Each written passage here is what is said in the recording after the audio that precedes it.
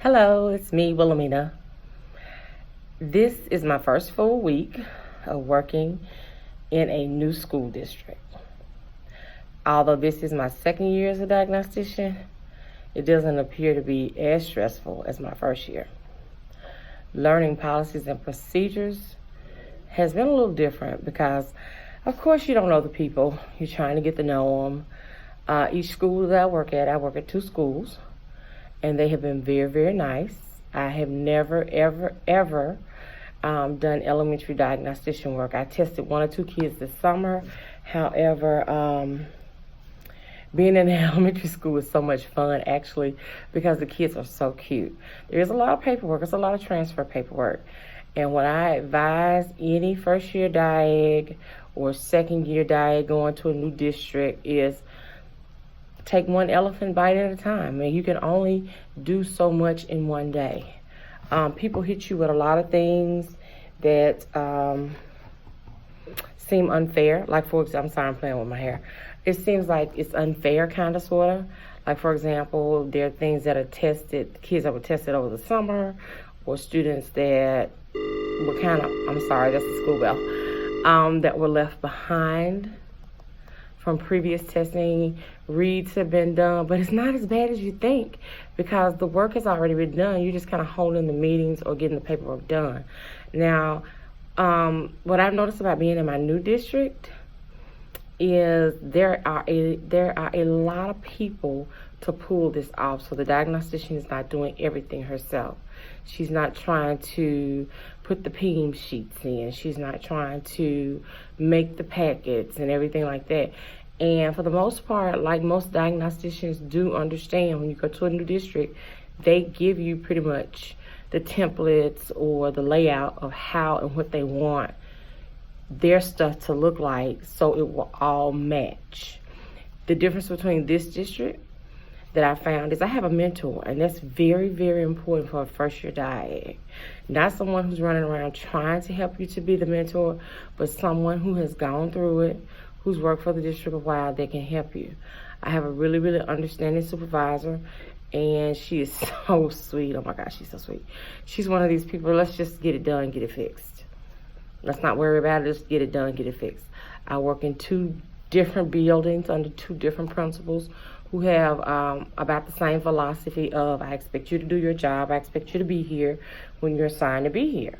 Well, most of the time diagnosticians are assigned to the building, but we don't work for the principals.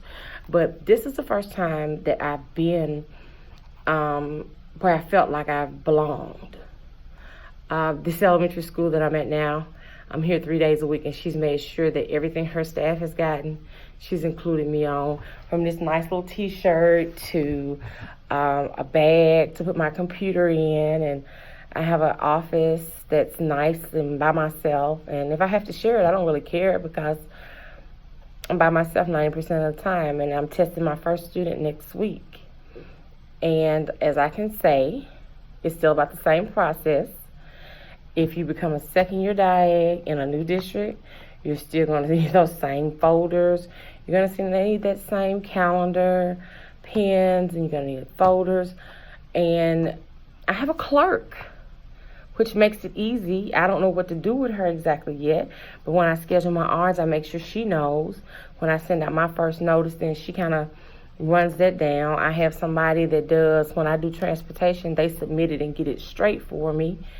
I have people in SPED that have shown me how to create Google Docs to make my life a lot easier than my first year struggling as a diagnostician, not knowing what I was doing, where I was going, or which way to come from. Transfers here aren't as stressful as they can be in other places because a transfer is a transfer is a transfer.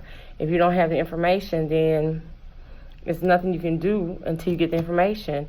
And you can hold a meeting once you try to, I guess, get it from another district as fast as you can.